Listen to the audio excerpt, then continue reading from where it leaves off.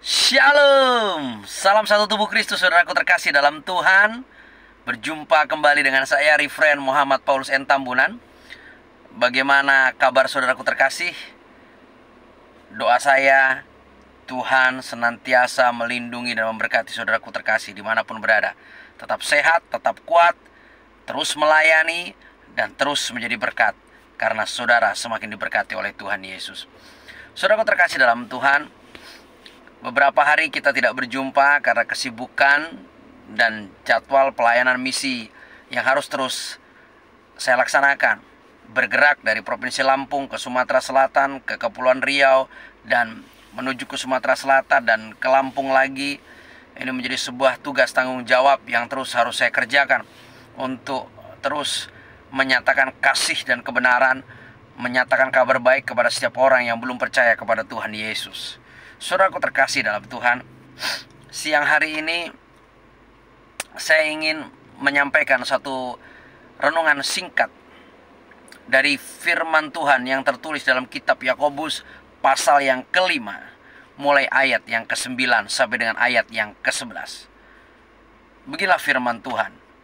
Saudara-saudara, janganlah kamu bersungut-sungut dan saling mempersalahkan supaya kamu jangan dihukum. Sesungguhnya hakim telah berdiri di ambang pintu.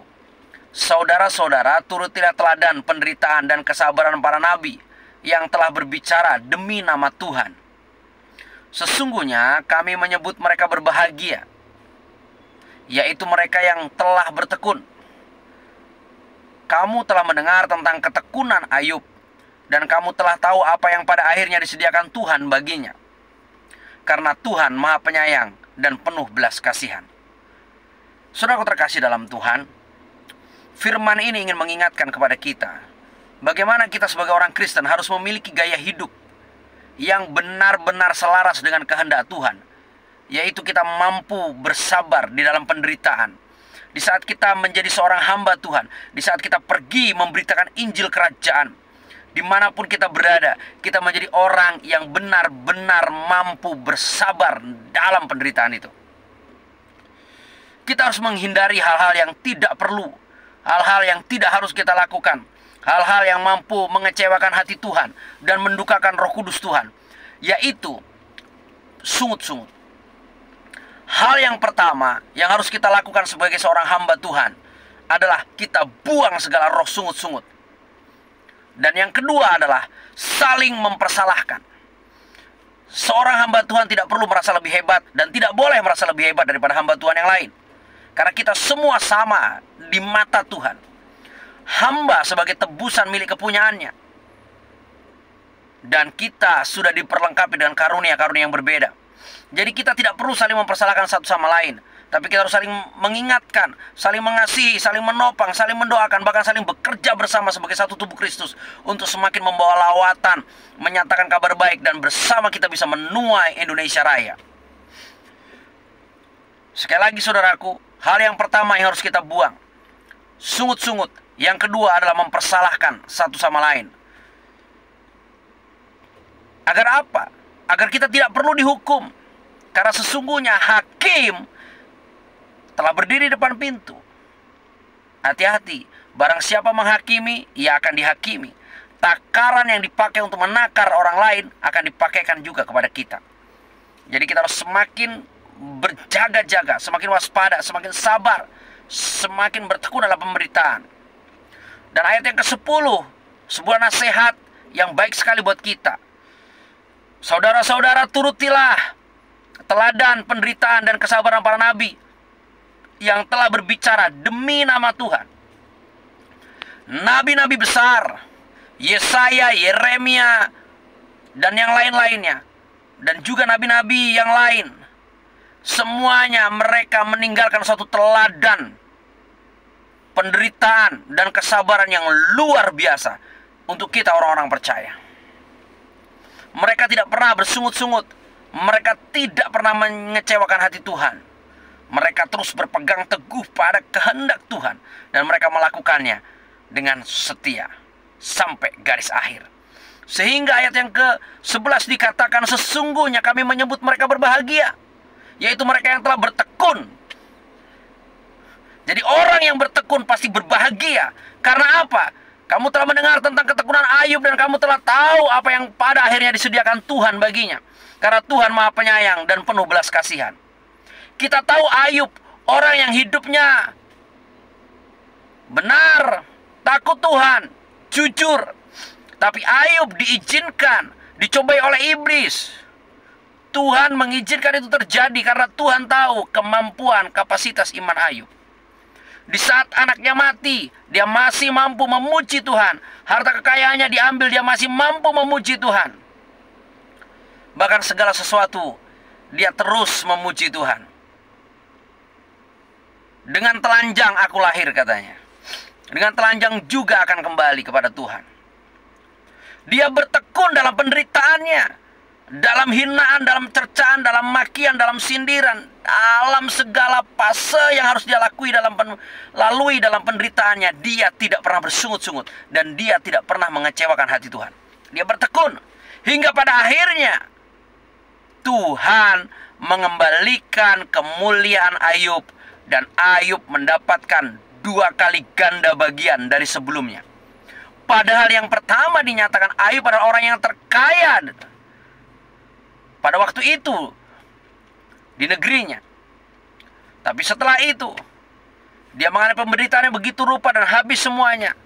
Tapi akhirnya oleh karena ketekunan Ayub tidak mendatangkan dosa, tidak mendatangkan sungut-sungut, dia tetap bertahan dalam kesabaran dan di dalam penderitaan demi penderitaan itu, maka Tuhan mengaruniakan berkat 2 kali ganda bagi Ayub.